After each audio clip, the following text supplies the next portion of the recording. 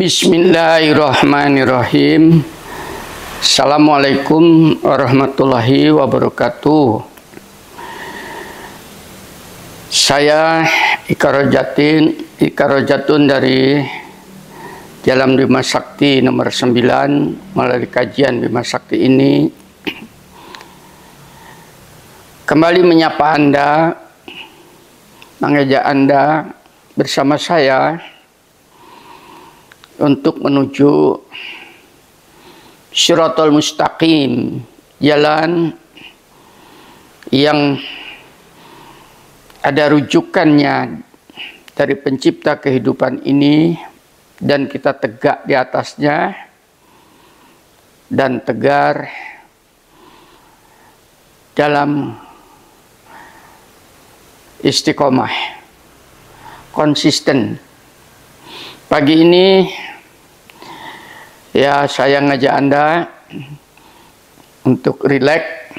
Namanya relaksasi itu tidak harus pakai gerak, tapi relaksasi bisa dalam bentuk sharing ide, sharing pemikiran. Pagi ini di depan saya sudah tersedia secangkir teh. Saat ini biasanya a cup of coffee, sekarang a cup of tea atau secangkir teh. Orang Barat mengenalnya waktu-waktu, ada dua waktu, coffee break dan tea break, yaitu untuk relaksasi setelah bekerja demikian keras. Dan di samping saya juga, kesukaan saya ada biskuit ya, dari made in Danish Monde. Ini biskuit empuk itu tadi. Nah, tehnya juga teh Cap Naga. Saya bukan promosi, tapi saya memberikan bukti. Ini namanya ayat-ayat kauniyah dari Allah. Ini kalau diseduh pelan-pelan, harum dan enak rasanya. Namanya rileks. Udah, lepaskan dulu beban pikiran Anda. Rasa stres, rasa sedih, rasa takut, deg-degannya hati tolong dihilangkan. Tapi mari saat ini Anda dengan saya sama-sama untuk menyimak apa yang akan saya sampaikan.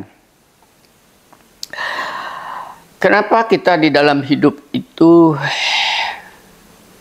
kok mau-maunya diri kita itu selalu ingin terikat atau diikat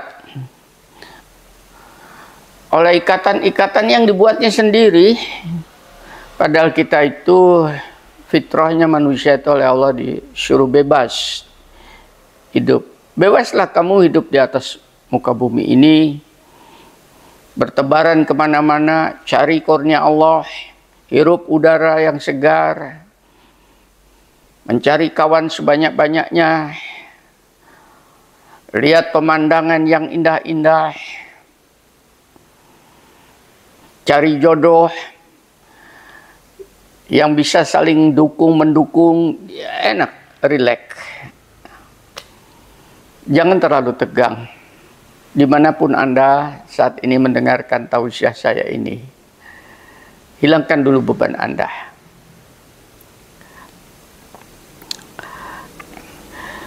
Karena batasan-batasan apapun pada dasarnya kita sendiri yang membuat. Nah, karena batasan-batasan kita itu yang membuat, maka pada saat batasan kita itu bersentuhan dengan batasan orang lain dan tidak sinkron, maka disitulah terjadinya konflik yang kemudian menyebabkan kita sedih. Konflik suami istri, konflik saudara, konflik dengan teman, konflik bermasyarakat, konflik di kantor, itu sebetulnya bukan pada diri Anda. Di kita ini bersih, suci ya tadi. Tapi pemikiran-pemikiran kita yang membuat batasan-batasan itu menjadi pengikat kita, jiwa yang harusnya bebas itu terbelenggu, terikat. Ini yang menyebabkan kita menjadi sedih di dalam hidup. Makanya rileks, lepaskan semua ikatan-ikatan itu tadi.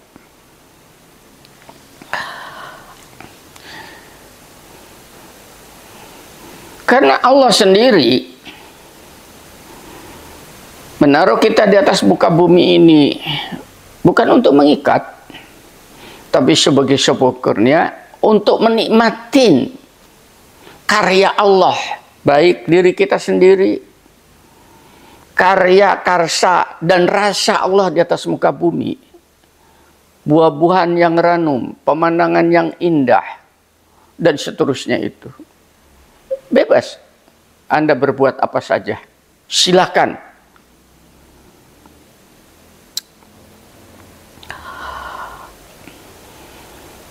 Nah, perbedaannya, ikatan-ikatan yang dibuat oleh manusia ini sifatnya itu sangat subjektif dan sangat-sangat temporal. Sewaktu-waktu dilepas akan hilang ikatan-ikatan itu tadi. Namun dari Allah itu tidak ada ikatan, kebebasan. Kebebasan dari Allah itulah ikatan Allah namanya. Jadi Anda terikat oleh ikatan Allah dalam kebebasan Allah. Agak sulit ini mungkin untuk Anda pahamin. Pelan-pelan. Karena ini memerlukan olah pikir dan olah rasa.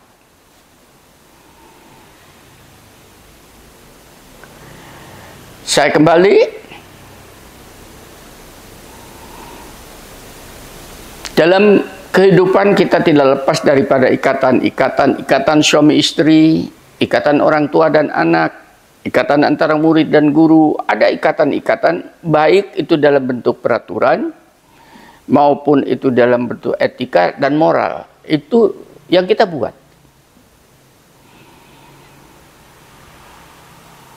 Dibuat sendiri oleh kita. Sebaliknya dari Allah, ikatannya itu, ini saya katakan, ikatan dari Allah itu adalah kebebasan. Jadi kalau Anda hidup itu bebas di atas muka bumi, berkreasi apa saja, maka Anda pada dasarnya sudah terikat oleh tali Allah. Itu yang dinamakan hablum minallah. Oleh tali Allah. Betapa bahagianya kita di dalam hidup. Kalau kita diperkenankan hidup ini secara bebas oleh Allah.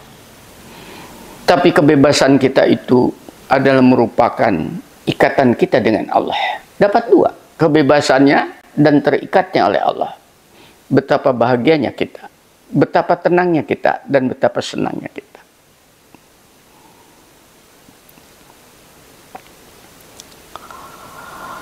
Apa saja itu kebebasan dari Allah yang menjadi ikatan kita sebagai hablum minallah itu tadi. Ketahuilah oleh Anda,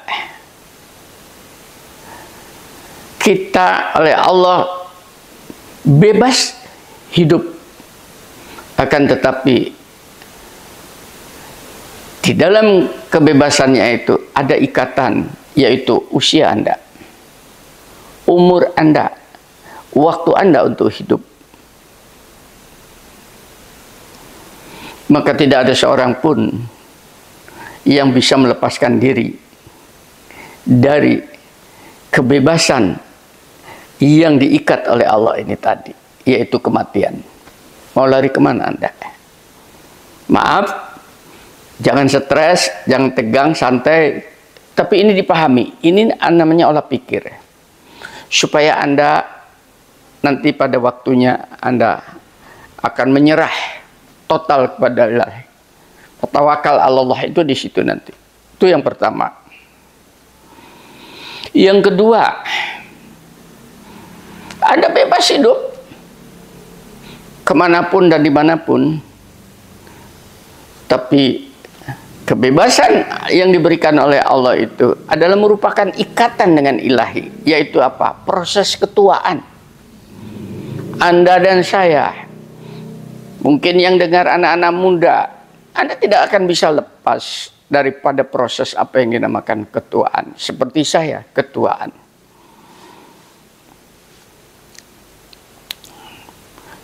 Sekalipun setiap orang insya Allah, termasuk saya, ingin tetap awet muda. Akan tetapi secara biologis, kita tidak akan bisa lepas.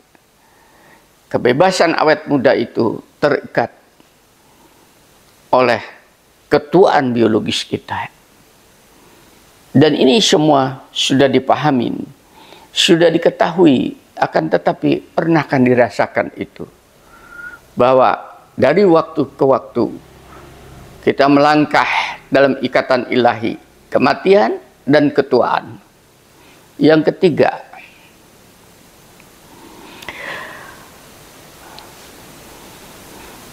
Anda boleh hidup bebas kemanapun dan dimanapun dengan siapapun. Karena itu memang merupakan karunia Allah. Tapi Anda terikat oleh apa yang dinamakan sakit dan derita. Anda tidak akan bisa lepas oleh penyakit dan penderitaan. Kemanapun Anda, sekalipun Anda ingin hidup sehat dan bahagia, diikat oleh Allah. Ikatan kebebasan namanya untuk Allah.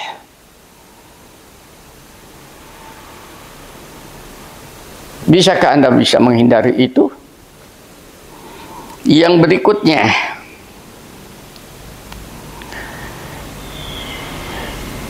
kita boleh hidup bebas, akan tetapi Anda dan saya secara biologis memerlukan kebutuhan yang fundamental, yaitu kebutuhan biologis seksual, baik wanita maupun laki-lakinya. Sekalipun Anda mungkin ingin hidup salibat, artinya tidak menikah, Anda telah keluar dari ikatan ilahi itu tadi. Ikatannya itu kebebasan daripada ilahi itu adalah kebutuhan biologis, dan itu disalurkan melalui pernikahan. Bagi mereka yang hidup salibat, tidak menikah, dengan keyakinan seakan-akan Anda itu menjadi orang yang suci, tolong ditengok kembali. Itu sangat merugikan untuk diri Anda, karena Anda telah memberontak daripada kebebasan ilahi, yaitu penyaluran seksual. Yang berikutnya, kebebasan ilahi itu adalah keterikatan kita sebagai makhluk sosial. Anak memerlukan ayah atau orang tua memerlukan anak, cucu, teman, sahabat, suami, istri, bermasyarakat. Ini namanya makhluk sosial. Kita tidak bisa hidup sendirian. Begitu Anda menyendiri keluar daripada sistem sosial dan berada hanya di dalam masjid saja, zikir saja, Anda itu telah mengikat dirinya oleh kebodohan Anda. Harusnya mengikat dirinya oleh kebebasan ilahi, yaitu bermasyarakat.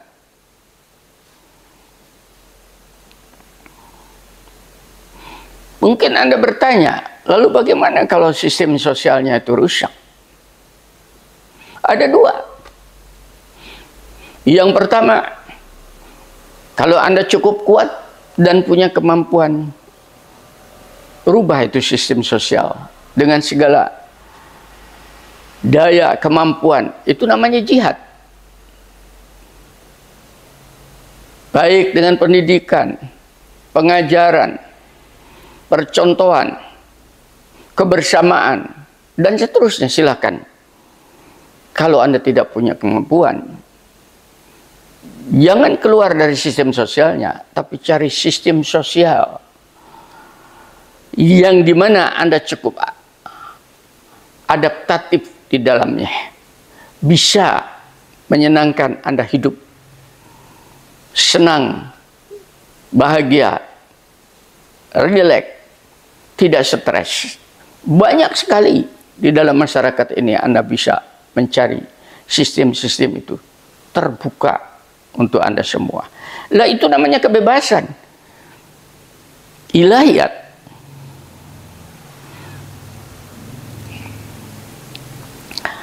Yang lebih mendasar lagi,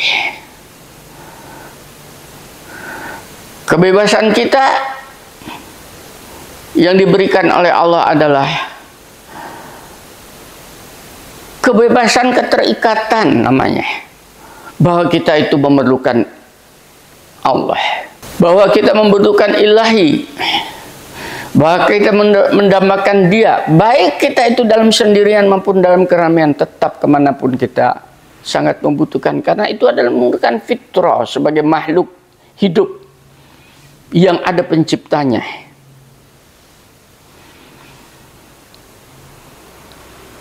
Sekalipun Anda sebagai manusia ingin bebas tidak bertuhan, tapi Anda tidak bisa melarikan diri kebebasan ilahi, yaitu Anda harus bertuhan.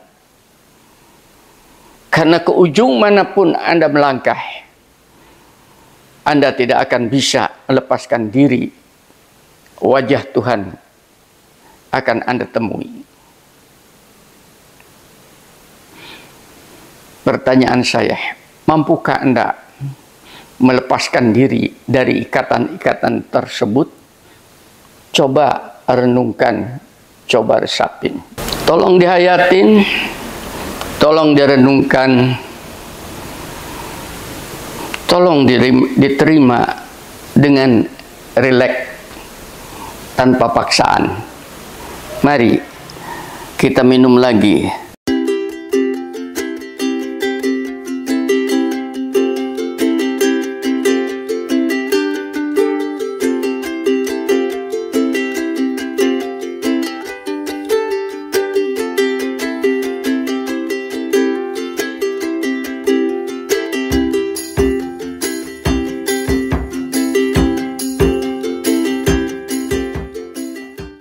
Agar supaya ikatan-ikatan tadi itu yang dibikin oleh manusia tidak menyebarkan konflik dengan ikatan-ikatan orang lain, maka pada saat ikatan-ikatan itu berbenturan, kita diminta untuk melakukan sebuah komitmen atau kesepakatan.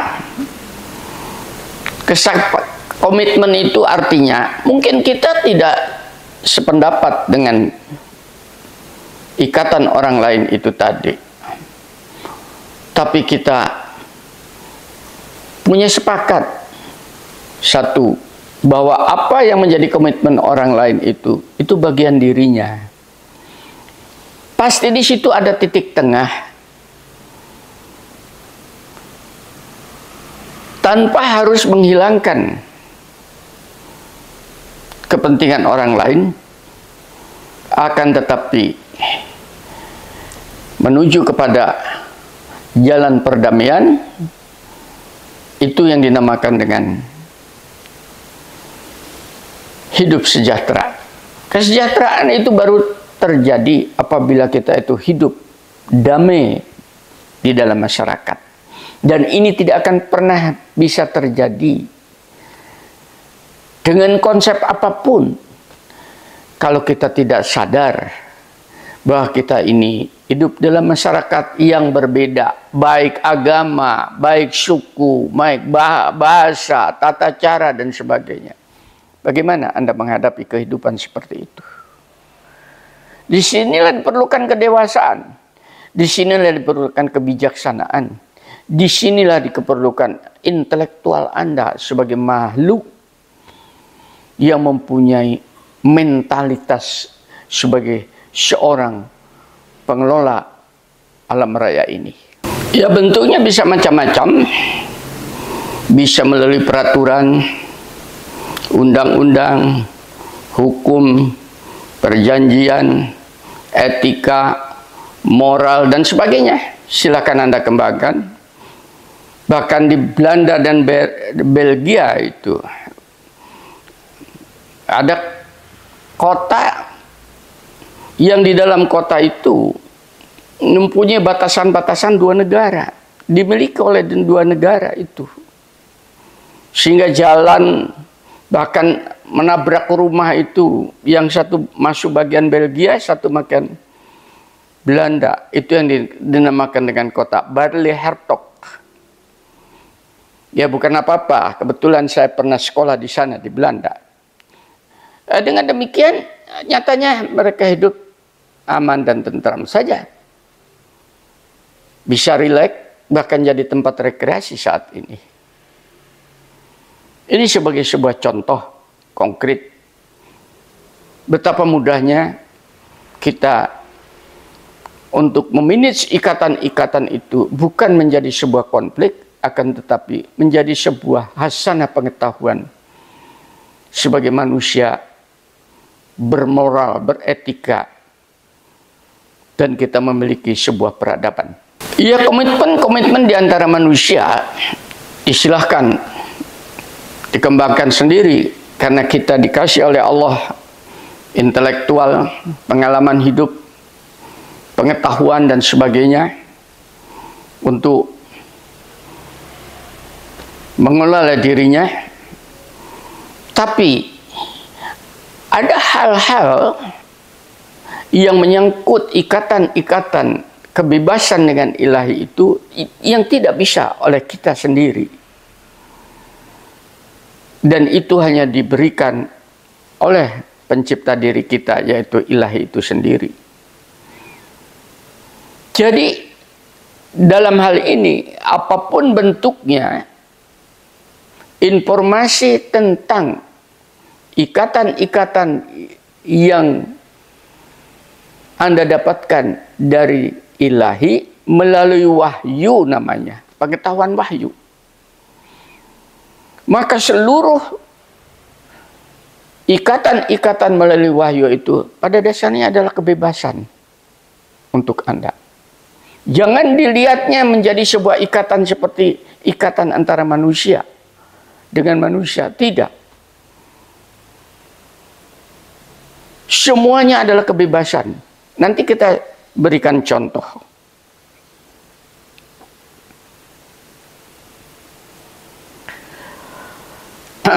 Saya masuk dengan contoh-contoh bahwa ikatan Allah itu adalah bersifat kebebasan. Satu contoh yang ada dalam masyarakat Muslim, senantiasa di dalam dakwah-dakwah atau dalam keseharian selalu orang menyakan, memerintahkan, atau mengancam, sholat kamu, kalau tidak sholat masuk neraka. Lah, ini Masya Allah. Orang yang mengatakan itu tadi, kalau itu ustadz di masjid dan sebagainya, atau guru dan sebagainya, atau orang tua dan sebagainya, Anda bukan seorang pendidik itu. Anda pengancam namanya. Padahal sholat itu sendiri Anda tidak pahamin, akhirnya dijadikan sebuah ancaman untuk orang lain agar supaya keinginan Anda diikutin. Hanya itu sebetulnya. Di situ ada hawa nafsu. Tidak.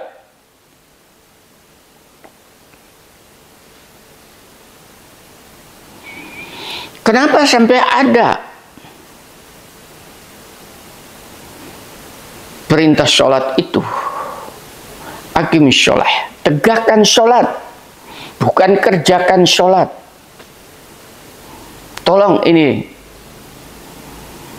dilakukan. Dan tidak ada ancaman dari Allah kalau kamu tidak sholat akan aku siksa. Tidak ada.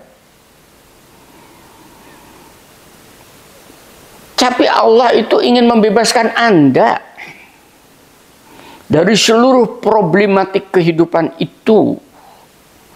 Baik dunia akhiratnya. Itu kesana arahnya sebetulnya. Dan ini tertera di dalam firman-Nya. Saya bacakan firman-Nya ini. Wasta'inu bisyabri wassalah. Wa innaha lakabiratun illa alal khasyin. Mohonlah kalian pertolongan Allah. Manfaatkan Allah sebagai penolong Anda di dalam kehidupan. Dalam keseharian, dalam tarikan napas, dalam problematik pikiran. Mohon Anda pertolongan. Gimana caranya? Dengan sabar dan sholat. Sabar itu adalah perilaku untuk menunggu datangnya takdir. Anda tidak emosi. Makanya rileks saja. Kalau Anda punya problem, rileks saja. Dinikmati problem itu sebagai bagian akan datangnya pertolongan Allah. Dinikmati kesusahan itu sebagai bagian. Toh pada waktunya kebahagiaan akan datang. Sehingga pada saat kebahagiaan itu datang, betapa lezatnya rasa kebahagiaan. Karena Anda telah pernah merasakan betapa pahit getirnya kesusahan hidup. Kesana arahnya. Dan sholat itu sungguh-sungguh berat. Ini firman. Kecuali bagi orang-orang yang khusyuk. Anda boleh dilihat surat Al-Baqarah ayat 45. Kenapa mengatakan berat? Bukan pada sholatnya sebetulnya, tapi pada perilaku Anda. Satu, Anda memerlukan pengorbanan waktu. Yang kedua, Anda perlu disiplin. Yang ketiga, Anda perlu penyerahan total kepada ilahi. Dan seterusnya. Di situ, pada saat nilai-nilai yang harus Anda tegakkan untuk bisa menegakkan sholat itu datang kepada Anda, dan itu berbenturan dengan ikatan Anda keseharian, malas, bodoh, takabur, banyak musyrik, banyak maksiat, dan itu kan Anda yang menyebabkan hal terjadi. Kan bukan Allahnya. Allah ingin menolong Anda dengan sholat. Waktunya Anda tunggu dengan sabar. Dan pertolongan Allah itu dijamin dari pencipta diri kita ini. Jika Allah menolong kamu, menolong saya, menolong Anda, maka tidak ada seorang pun yang dapat mengalahkan kamu. Tetapi jika Allah membiarkan kamu, maka siapa yang akan menolong kamu setelah itu? Karena itu kepada Allah saja kalian bertawakal, berharap, berjuang, berusaha. Disinilah gunanya sholat digunakan oleh Anda untuk alat berdiskusi dengan ilahinya. Jadi saya ralat. Salat bukan untuk memasukkan Anda ke dalam surga. Salat bukan mensucikan Anda. Akan tetapi salat itu untuk menolong Anda dalam kehidupan ini. Insya Allah dengan salat dan dimanfaatkan sebagai alat komunikasi dengan ilahi, Anda akan bisa meresapi bahwa itu ada sebuah software yang betul-betul sangat tinggi nilai gunanya di dalam kehidupan yang tidak ada patanannya. Bagaimana itu tidak tinggi? Bagaimana itu tidak bernilai? Pada saat Anda berdua-duaan tadi itu, Anda berdiskusi dengan ilahi. Segala puja hanya milik Allah.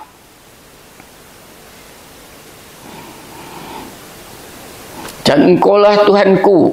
Nah, ini kita pujian kepada ilahi. Zat pemilik Rahman dan Rahim. Semoga aku mendapatkan Rahman Rahimmu dalam kehidupan ini yang akan berdampak pada kehidupan akhirat nanti. Karena Engkau mengatakan Maliki Yaumiddin, Engkaulah sebetulnya penguasa alam akhirat itu. Maka kemana lagi aku meminta pertolongan kalau bukan kepada Engkau? Di dalam hidup di dunia ini, aku ingin berkreasi, berkarya, berbuat apa saja, tapi aku tidak mempunyai kekuasaan. Tidak mempunyai kekuasaan intelektual, tidak mempunyai kekuatan tenaga, tidak mempunyai pengetahuan, tidak mempunyai sarana dan prasarana. Maka hanya kepada Engkau aku bertawakal meminta pertolongan. Apalagi Tuhanku, dalam setiap perilaku yang akan aku lakukan ini, aku tidak pernah tahu di mana ujungnya, apa yang akan terjadi.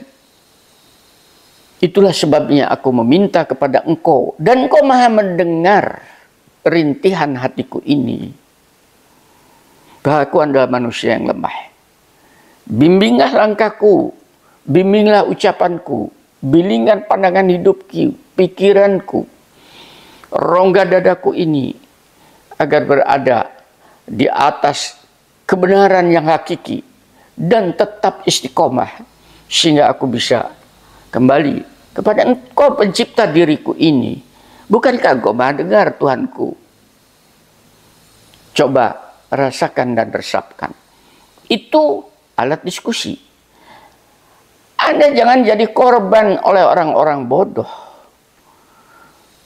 Jamaah-jamaah haji Indonesia dikasih konsep namanya sholat arba'in di Madinah. Itu mengada-ada. Tidak ada sholat arba'in. Yang ada sholat itu sholat duhur, sholat asar, maghrib, isya, subuh. Nggak ada sholat arba'in yang dikejar-kejar. Karena Nabi sendiri di Madinah tidak pernah melakukan apa yang dinamakan sholat arba'in. Karena setiap hari selama hidupnya dia sholat di tempat itu. Ini kan sebuah mengada-ada. Untuk apa tujuannya? Fulus. Karena koneksitasnya itu dengan pemondokan. Dan makanan serta transportasi. Hati-hati mereka yang berfatwa seperti itu. Karena sholat itu bukan untuk mencari pahala, tapi sholat itu sebagai sebuah ikatan dengan ilahi, agar supaya kita itu hidup bebas. Jadi sholat itu adalah merupakan kebebasan. Kebebasan dari kebodohan, kebebasan daripada pikiran yang kalut, kebebasan dari rasa stres, kebebasan daripada pertanyaan di akhirat nanti, kebebasan daripada ancaman-ancaman orang. Kenapa? Karena ada pertolongan daripada ilahi itu tadi. Itu yang pertama.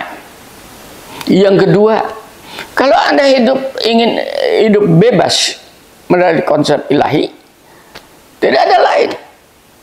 Kalau Anda bersalah, banyak dosa, bertobat, bersegera.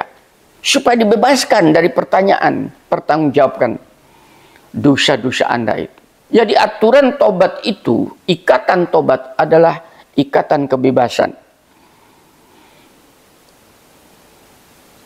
Insya Allah dengan itu Anda akan bertemu dengan zat yang membebaskan Anda itu tadi. Jika Anda ingin bebas mendapatkan kemudahan rezeki, tidak seret, cerit, kencirit, tapi bebas. Watarjuku mangtasa bigoir hisab. Anda akan diberikan rezeki dari manapun datangnya tanpa perhitungan. Itu kebebasan dari ilahi. Dibebaskan Anda. Caranya mudah, hanya satu. Apa yang Anda dapatkan rezeki hari ini disyukurin. Dengan cara apa? Kalau kelebihan dengan berbagi.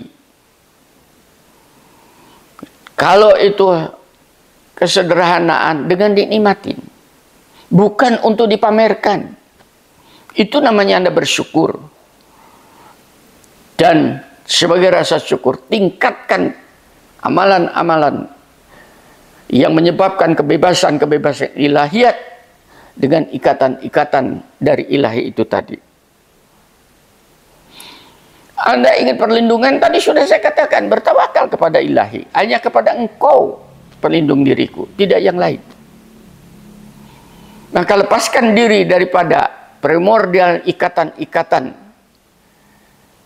pemimpin, saudara, teman, sahabat.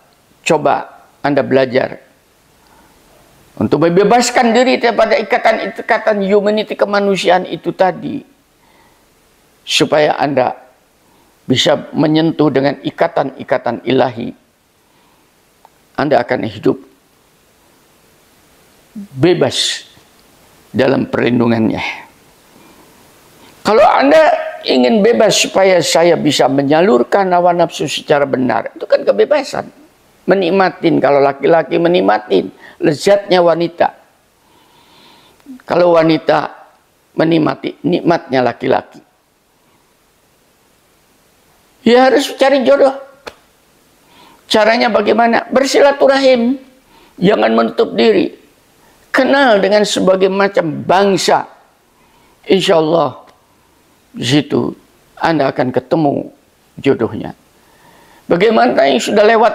Sudah lewat. Sekaranglah saatnya Anda untuk menikmati nikmat-nikmat lain. Mungkin memang tidak di situ tempat Anda. Jika Anda ingin berpengetahuan seluas-luasnya agar supaya aku bebas dari kebodohan, hanya satu dengan ikatan, hanya satu dengan ikatan. Sami'na wa atona. Dengarkan, langsung amalkan. Kalau Anda ingin hidup mulia dunia akhirat, maka pegang ikatan Allah. Sederhanakanlah Anda dalam langkah ucapan dan sebagainya. Bukan arogansi. Mudah-mudahan dengan sekelumit tea break ini tadi bermanfaat untuk Anda. Mari kita minum kembali.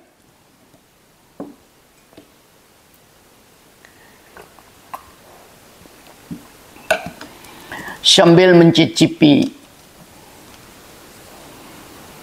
butter cookies. Alhamdulillahirabbil alamin. Wassalamualaikum warahmatullahi wabarakatuh.